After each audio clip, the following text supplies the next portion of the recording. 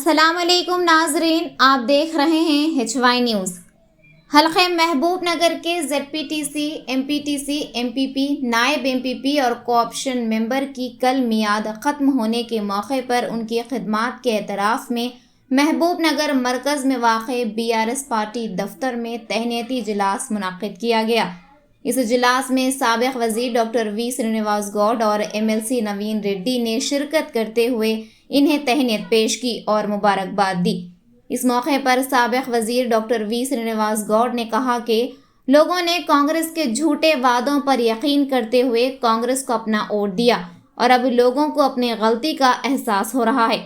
उन्होंने कहा कि कांग्रेस हुकूमत 6 ज़मानतों पर अमल दरामद नहीं कर सकती। बरक़ी सरबराही ना होने से फसल लगाने वाले काश्तकारों को मुश्किलात का सामना है।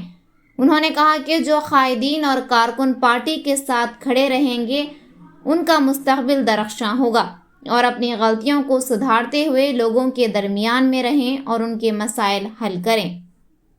मज़ीद इसी तरह की ख़बरों को जानने के लिए आप जुड़े रहें HY न्यूज़ के साथ और चैनल को सब्सक्राइब करें, लाइक और शेयर करें।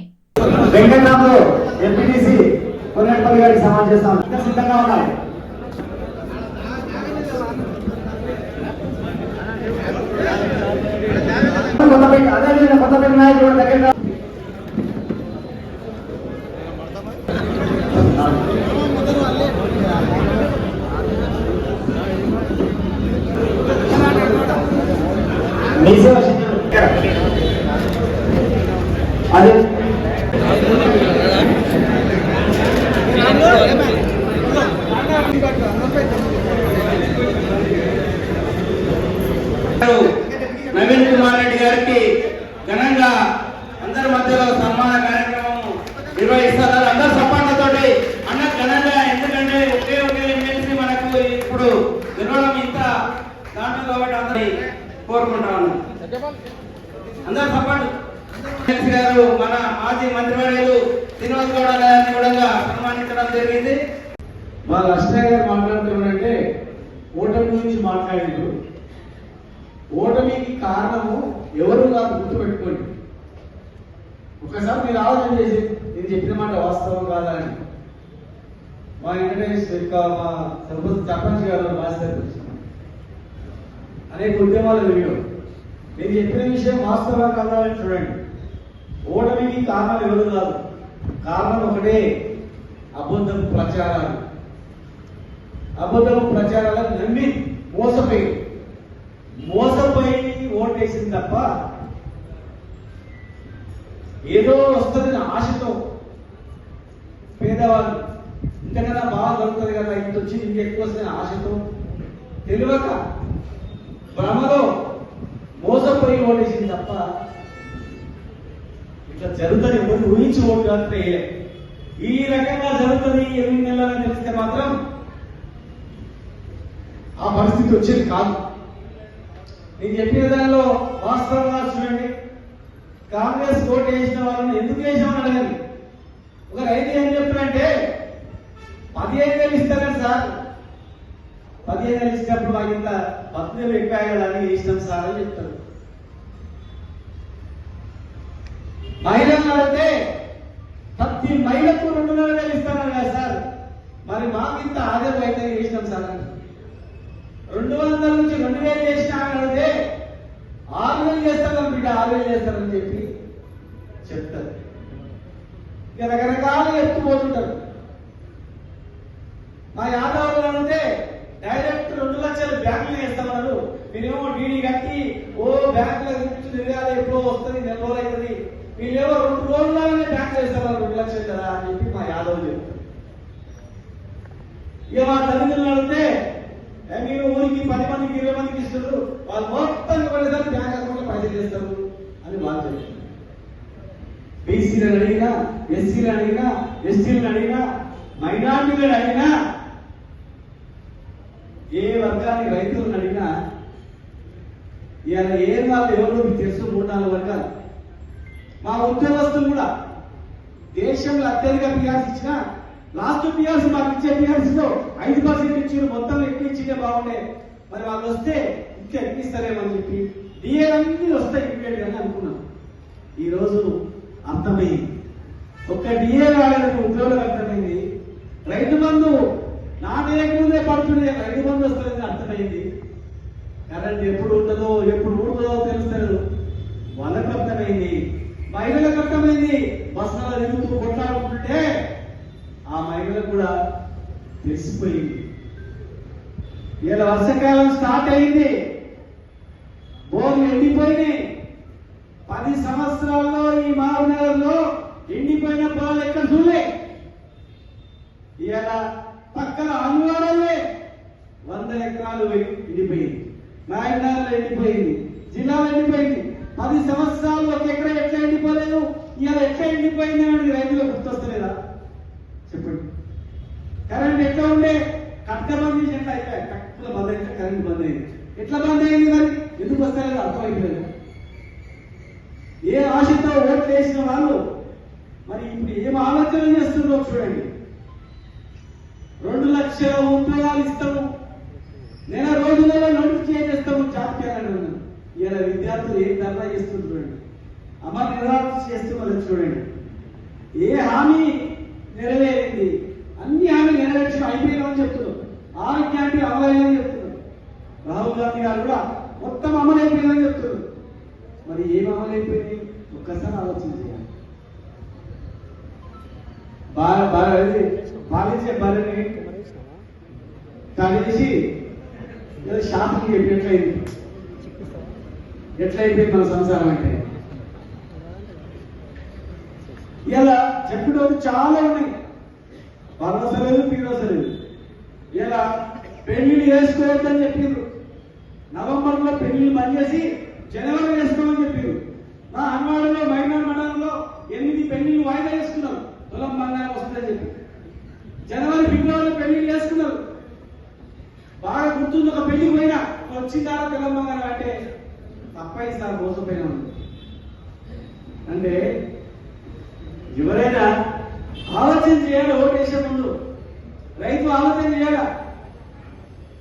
ఏదో మా మల్లికార్జున రెడ్డి గారు కానీ, మా బీఆర్సీ గారు కానీ, మా హరిచంద్ర గారు కానీ ఏదో అవసరం ఉంది, ఓ ఇక్కడ అమ్ముదాము అవసరాన్ని అంటే కొనేటోడు లేడు. నవంబర్లో 30 లక్షల ఎకరా, ఇప్పుడు 15 లక్షల ఎకరా కొనేటోడు లేడు. నాయనగర్లో 300 గదాలు ఉంటే అవసరానికి 100 గదాలు అమ్ముకుందాం ఆరోగ్యం బాగా అనుకుంటే 100 గదాలు కొనేటోడు లేడు. 20,000 గదాలు అన్నాడు, 10,000 కూడా కొనేటోడు లేడు. ఆలోచన చేయాలి. ఏదైనా అసత్య ప్రచారాలు పెట్టుకోలేటప్పుడు వాస్తవంగా చూసుకోవాలి. అనునిత్యం మీ కళ్ళ ముందరుండి, అనునిత్యం మీకు సేవ చేసుకుంటూ, అనునిత్యం హాస్పిటల్లో పడ్డ సావుల తిప్పలో ఉన్న వాళ్ళని ఆదుకుంటూ, మరి మీరే మా కుటుంబంగా, మీ కుటుంబ సభ్యులే మా కుటుంబ సభ్యులుగా భావించి జ్వరం వచ్చినా, కడుపులు వచ్చినా, కాళ్ళు వచ్చినా, హాస్పిటల్ పడ్డ పిల్లలు డెలివరీ అయినా ఆపదలో ఉన్నారంటే క్షణాల మీద ఆదుకొని ఎంతో మంది ప్రాణాలను కాపాడినటువంటి వాళ్ళని. నేను తెలంగాణ జిల్లా అభివృద్ధి చెందాలి, ఇక్కడనే ఉద్యోగాలు రావాలి, ఇక్కడనే విద్యాలయాలు రావాలి, ఇక్కడనే కాలేజీలు రావాలి, మెడికల్ కాలేజ్ రావాలి, ఇంజనీరింగ్ కాలేజ్ రావాలి, మా మణికొండ దేవుడు పెద్ద కావాలి, మా మైనార్టీ చదువుకోవడానికి పెద్ద స్కూల్ ఉండాలి, ప్రస్థానాలు, ఈద్గాలు, దర్గాలు, స్కూళ్ళు, సీఎం పనులు, పెన్షన్లు, పదవులు, గుళ్ళు, చర్చిలు, గోపురాలు, గొడవలు లేకుండా శాంతంగా మీ ఇంట్లో ఏదైతే మా అన్న ఉండడం, అన్న చెప్తే బతుకుతామనేటువంటి భరోసా మీ అందరికీ కలిగించింది. కాంగ్రెస్ పార్టీ వాళ్ళకు కొట్టించింది. నిజంగా మనకన్నా ప్రమాణాలు చేసి ఆమె నెరవేరిస్తే ప్రజలు వాళ్ళ వైపు ఉంటుంది. కానీ ఆమె నెరవేర్చకపోతే ప్రజలు వాళ్ళ వైపు ఉంటారా, మన వైపు ఉంటారా అని ఆలోచన చేసుకోండి. ఓట్లు వేసేవాళ్ళు ఇక చాలా మంది న్యాయం చెప్తే ప్రజలు విన్నారా? వినలే. కేసీఆర్ గారు చెప్పిండు, పోగొట్టుకోమని, మళ్ళా కరెంటు కష్టాలు వస్తాయి, నీళ్ళ కష్టాలు వస్తాయి, ఆగమైతే తెలంగాణ చెప్పిండు. ఆగం చేస్తారు తెలంగాణ చెప్పిందే. ఇక మనం చూసుకోవాలి. కనుక ఇలా వాళ్ళ హామీని నెరవేరిస్తే ప్రజలు అవకాశం ఇస్తారు, హామీ నెరవేర్చకపోతే మళ్ళీ మనకు అవకాశం ఇస్తారు. 100% మనకి అవకాశం ఇస్తారు. హామీలు నెరవేర్చే పరిస్థితి కనిపిస్తుంది. కనుక మనది పార్టీ ఎప్పటికి ఉంటుంది. మన పార్టీ తెలంగాణ నచ్చిన పార్టీ, రాజకీయాల గురించిన పార్టీ, తెలంగాణ రాష్ట్రం నచ్చిన పార్టీ. ఇది ఎప్పటికి ఉంటుంది. భూమి ఉన్నంత కాలం చరిత్ర ఉంటుంది. తెలంగాణ తెచ్చింది ఎవరు, తెలంగాణ నుంచి కొట్లాడింది ఎవరు, తెలంగాణ నుంచి జైలు పోయింది ఎవరు, తెలంగాణ అభివృద్ధి చేసింది ఎవరు, ఈ పాలమూరు 14 రోజుల కోసం మంచిగా వచ్చే పాలమూరుకు రోజు మంచిగా తెచ్చింది ఎవరు, ఈ గట్ల రోజును బాగు చేసింది ఎవరు, ఆ సంస్కృతి దగ్గర వర్షం పడితే గంట సేపు రాన ఇచ్చిపోతుండే ఈ రోడ్డు చేసింది ఎవరు, హాస్పిటల్ కట్టింది ఎవరు, స్టేడియం కట్టింది ఎవరు, పార్కులు చేసింది ఎవరు, పెద్ద దేశం అతిపెద్ద పార్క్ చేసింది ఎవరు, ఐటీ టవర్ కట్టింది ఎవరు, ఇండస్ట్రీ తెచ్చింది ఎవరు, మన్నెకుండా డెవలప్ పెళ్లిలకు క్షణాలు కట్టింది ఎవరు, ఆ జౌట్ కట్టింది ఎవరు, చెరువు ఉత్తర కట్టింది ఎవరు, ఉత్తర దగ్గర ఉన్నటువంటి శ్మశానం కట్టింది ఎవరు, చెరువు ఉత్తర దగ్గర మరి కబ్రస్థానం ఇచ్చింది ఎవరు, దర్గాలు చేసింది ఎవరు, గుడికి కల్పించింది ఎవరు, ప్రతి పేదవాన్ని ఆదుకున్నది ఎవరు, మెడికల్ కాలేజ్ తెచ్చింది ఎవరు, ఫిజియోథెరపీ కాలేజ్ తెచ్చింది ఎవరు, మెడికల్ కాలేజ్ కట్టింది ఎవరు, ఇంజనీరింగ్ క్యాంపస్ చేస్తామని జీవించింది ఎవరు. చూస్తారు ఇంకా చాలా చేసిన పనులు ఉన్నాయి, చేసిన పనులు చాలా ఉన్నాయి. చేయి, వాళ్ళకు అవకాశం ఇచ్చాడు, ప్రజలు అవకాశం ఇచ్చాడు. 4 సంవత్సరాలు దగ్గర 1 year అయిపోయాయి, 8 రోజులు అయ్యాయి, 9, 10, 3 నెలలు అయితే అయిపోయాయి, సంవత్సరం అయిపోయాయి. చూస్తూనే సంవత్సరం అయిపోయాయి. ఇక 3 సంవత్సరాలు అయిపోతే ఎలక్షన్ ఏది వస్తుంది. కనుక ఎప్పటికి మనమే ఉండాలని కోరుకోవద్దు. భగవంతుడు గ్యాప్ ఇస్తాడు, వాళ్ళకి అవకాశం ఇస్తాడు, వాళ్ళు చేస్తారా చేరుతుంటారు. ఉన్నవాళ్ళు ఐక్యమత్యంతో ఉండి పార్టీ ప్రతిష్టకు పనిచేయండి. ఇంతకుముందు మా చెల్లెలు సుధా అన్నది వస్తుంది, సత్యంతవరకు ఉంటామని అన్నది. ఆమె అందరూ కూడా చాలా మంది అన్న వాళ్ళు కూడా మనసులో పెట్టుకొని ఉన్నవాళ్ళు ఉన్నారు, కార్యకర్త నిబద్ధత ఉన్నారు. ఏ ఆశపడిపోయే వాళ్ళు ఎవరు లేరు, ఎంగిలి వెన్నులకు ఆశపడిపోయే వాళ్ళు ఎవరు లేరు. పార్టీ జన్మనిచ్చినట్లు మనకు గౌరవం ఇచ్చింది ఉందంగా పార్టీనే అనేటువంటి వాళ్ళు ఉన్నారు. కొందరు ఎంత చేసినా తృప్తి ఉండదు, వాళ్ళకి ఏం చేస్తారు చేయమని మనం పోయిన వాళ్ళు పోయి వాళ్ళని మనం నిర్మించద్దు, అవసరం లేదు. వాళ్ళ ఓట్లు వేసి ఏ స్థాయికి గెలిపించి ఏ స్థాయిలో పోయిందో ఆ స్థాయిలో ప్రజలు చూస్తే ఆలోచన చేస్తారు. మనం ఏం చేస్తాం, మనకు ఆయన ఏం చేసిన ప్రజలు గమనిస్తారు. కనుక పోయిన వాళ్ళ గురించి మనం వద్దు, వాళ్ళని నిందించొద్దు, వదిలిపెట్టాం. మనం ఉన్న వాళ్ళని మనం ఏం చేయాలని దృష్టి పెట్టండి దయచేసి. ఎమ్మెల్సీగా నవీన్ గారు ఓడిపోతారు, చాలా మంది ఉన్నారు, నిలవడానికి భయపడ్డారు. సాయంత్రం నవీన్ గారు మేము కలిసి కూర్చున్నాం, పిలిచినాం, దా బ్రదర్ అని. హైదరాబాద్ లో 3 మీట కూర్చున్నాం, మాట్లాడుతున్నాం, చెప్పినాం నువ్వు 100% గెలుస్తా అంటే అన్న నువ్వు చెప్పిన 100% నిలబడతా అని చెప్పి. అప్పుడు ఓ పెద్ద మనిషికి ఫోన్ చేసి చెప్పినాం, మాకు ఒక మంచి క్యాండిడేట్ మీరు పొద్దుగాలు వస్తామని చెప్పినాం, మార్నింగ్ వస్తామని చెప్పినాం. కేటీఆర్ గారు ఫోన్ చేసి చెప్పినాం పొద్దున వస్తున్నాం అని చెప్పి. పొద్దున పోయి మార్నింగ్ పోయినాం. గెలుస్తాడు, మంచి వ్యక్తి, జట్టు వైస్ చైర్మన్ నుండి కూడా ఎలాంటి అలంకారం ప్రదర్శించలేదు, చాలా సింపుల్ గా పని చేసుకొని పోయాడు. మంచి వ్యక్తి, గెలుస్తాడు. ఎవరిలో ఉంటే గెలిపించుకుంటారు, కానీ చాలా మంది గెలుస్తామా అనుమానం పడుతున్నారు. కంపల్సరీ గెలుస్తారని చెప్పింది. మరి చాలా మంది మామూలు అనుకున్నారు, ఆయన గెలుస్తారా, మామూలు వ్యక్తి అనుకున్నారు. కానీ నిబద్ధత గల నాయకుడు, మన పార్టీ నాయకులు ఎవరికి గెలిచిన వాళ్ళు ఉన్నారో మీకు తెలుసు. మరి వాళ్ళందరూ కలిసిరు వీళ్ళు కూడా కలిసిరు, వేస్తామని కూడా కాదు. కానీ ఎక్కడ ఏమన్నా అక్కడ వేసింది, ఏం చేయాలో అది చేసింది, ఎక్కడైనా అక్కడ చూపించింది. నిజాయితీని నిరూపించుకున్నారు. ఎందుకు తెలుసా, వాళ్ళే అసెంబ్లీ ఎలక్షన్ తప్పు చేసింది. ఆ నాయకులే కొంతమంది తప్పు చేసి తప్పు చేసినాం మనం చేరుకున్నాం, తప్పు చేసినాం మంచి ప్రభుత్వాన్ని మనం కోరుకున్నాం. ఎంత హాయి ఉంటుంది రైతులు, మనం మంచి బతుకుతుంది, పోగొట్టుకుంటే కానీ కనీసం విధంగా అవకాశాన్ని తప్పు చేయొద్దు మళ్ళీ అని చెప్పి అదే నాయకుడు తప్పు చేయకుండా ఒప్పి చేసిండు, గెలిపించుకున్నాడు. కనుక నవీన్ గారు ఎప్పటికీ మనకు అందుబాటులో ఉంటాడు. అహంకారం లేనటువంటి వ్యక్తి, రైతు బిడ్డ ఎప్పుడు అహంకారం ఉంటాడు గుర్తుపెట్టు. రైతు బిడ్డ ఎప్పుడు కూడా ఎంతో భూమి మీద ఓపుతూ ఉంటాడు. నిజంగా నాగలు పెట్టుకొని దున్ని రైతు వ్యవసాయం చేసిన ఎవరైతుంటారో వాళ్ళందరూ కూడా మనం కూడా వ్యవసాయం అనుకున్న వాళ్ళకి ఉంటుంది. కులం ఏదైనా వృత్తి మన వ్యవసాయం వృత్తి మనందరూ. మరి ఒక రైతు కుటుంబం రైతు బిడ్డ ఇవాళ నిజాయితీతో గెలిచిండు, మంచి మెజార్టీతో గెలిచిండు. అహంకారంగా ఉన్న వ్యక్తి కాదు, అహంకారంతో ఏ ఇబ్బంది కావు. మనం కూడా 10 సంవత్సరాల్లో తెలుసో తెలియదు ఏదో తప్పులు చేసినాం. అక్కడక్కడ మన నాయకులు కానీ మనం కానీ మంచిగా చేస్తుంటాం. ఈ సమయంలో మనం ఏం చేసుకోవాలంటే, అరే మనం ఏం తప్పులు చేసినా ఈ 10 సంవత్సరాలు గుర్తుపెట్టుకోవాలి. మళ్ళా భవిష్యత్తులో ఆ తప్పులు చేయొద్దు. ఆ తప్పులు చేయకుండా సరిదిద్దుకోవాలన్నమాట. మనిషి అనేవాడు ఎప్పుడైతే తప్పులు సరిదిద్దుకుంటాడో అప్పుడే ఎదుగుతాడు. కనుక ఎవరి కార్యకర్త కానీ మనం కానీ భవిష్యత్తులో తప్పుడు ప్రభావితం కాకుండా ఇంకా మంచి పరిపాలన వచ్చేటట్లు, మంచి పరిపాలన అందించేటట్లు, మనం గౌరవంగా ఉండేటట్లు, ప్రజలకు అందుబాటులో ఉండి మనం ముందుకెళ్దాం. ఖచ్చితంగా నెక్స్ట్ గవర్నమెంట్ అయితే బతుకమైనటువంటి భరోసా మీ అందరికీ అందించిన. ఇలా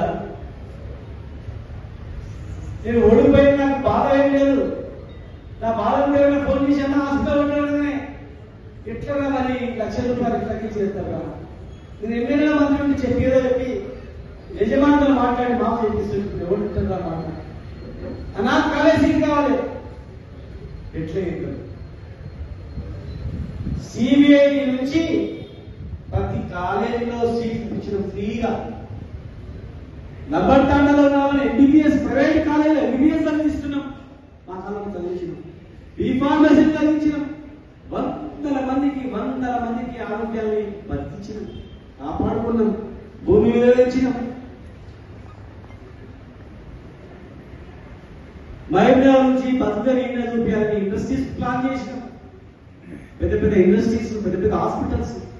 మా నవీన్ గారు వస్తుంటే సముద్రంలో కూడా రోడ్డు ఎంత ప్రమాణం ఉందన్నా అంటే ఇది అనిపించలేదన్నా వాళ్ళకంటే ఏం చేస్తామని ఆయన గుర్తు చేసాడు. హాస్పిటల్ ఉన్న ఇంత పెద్ద హాస్పిటల్ వస్తున్నామన్నా. వేరే కాన్స్టిట్యూన్సీలలో 100 పడకల హాస్పిటల్కి గొప్పగా ఫీల్ అయ్యారు. ఇలా ఒక 1000 పడకల హాస్పిటల్ ఉన్నాక మళ్ళీ 1000 పడకల హాస్పిటల్ తెచ్చడం ఇంత గొప్పది తెచ్చినా లేదంటే మరి మిగతా జిల్లా వాళ్ళకి కనిపిస్తుంది ఇవన్నీ. కానీ మా జిల్లా వాళ్ళకి కనిపిస్తలేదు, మా నాయకులకు కనిపిస్తలేదు, మా ఊళ్ళో కనిపిస్తలేదు. ఏం చేద్దాం చెప్పు. నా బాధ అంతా సీట్ కావాలని వచ్చినప్పుడు బాధ అవుతుంది, హాస్పిటల్ పడ్డప్పుడు బాధ అవుతుంది, అన్నా నన్ను ఉద్యోగం చెలబట్టినప్పుడు బాధ అవుతుంది, ఏదైనా ఉద్యోగం కావాలని కొడుకున్నప్పుడు బాధ అవుతుంది. ఎవరు ఇక్కడ పెట్టాలి, ఏం చేయాలి, ప్రైవేట్లో పెట్టాలంటే ఇండస్ట్రీస్లో పెట్టాలంటే గవర్నమెంట్ ఉంటే కదా. గవర్నమెంట్ కనీసం మన ఎమ్మెల్యేలు ఉన్నా మాట్లాడడానికి ఏదో చేస్తుంది కదా. నా వాళ్ళని ఎట్లా బతికించుకోవాలి, ఏం చేయాలనేటువంటి బాధ కనిపిస్తుంది. మరి గవర్నమెంట్ పోయినందుకు మీకు లాభం జరిగిందా, నష్టం జరిగిందా? కరెంటు లేకపోవడం మంచిదా? రైతు బంధు రేటు కావడం మంచిదా? రైతు బంధు కొంచెం వేయడం మంచిదా? రేటు కావడం మంచిదా? 2,000 పెన్షన్ కానీ వస్తుంది, 2 నెలలు రాకపోతే 2 నెలలు రాలేదని ఏడుస్తుంది. అది మంచిదా? నెలలు వేయడం మంచిదా? ఏ నాడైనా కరెంటు పోయినా మరి కరెంటు పోవడం మంచిదా, కరెంటు ఉండడం మంచిదా? చెప్పండి. చర్చించుకోండి, విలేజ్లలో చర్చించుకొని ఆలోచన చేయండి. చిన్న దాళ్లకు అగ్గకండి, చిన్న దాళ్లకు మనస్పర్ధలు పెట్టుకోకండి. అందరూ ఆశయం ఒకటి, మళ్ళీ మన జిల్లా బాగుపడాలి, మన నియోజకవర్గం బాగుపడాలి.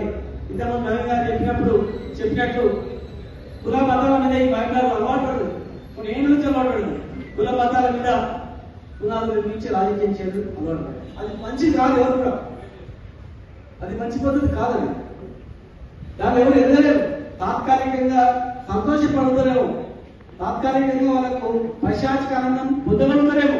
మంచిని కూలిస్తే, మంచి మీద చెడు ప్రచారం చేస్తే తాత్కాలికంగా వాళ్ళు లాభపడలేరు. కానీ ఏ రాజకీయాన్ని కూడా శాశ్వతంగా కుల మతాల మీద మనం పైకి వెళ్ళలేము.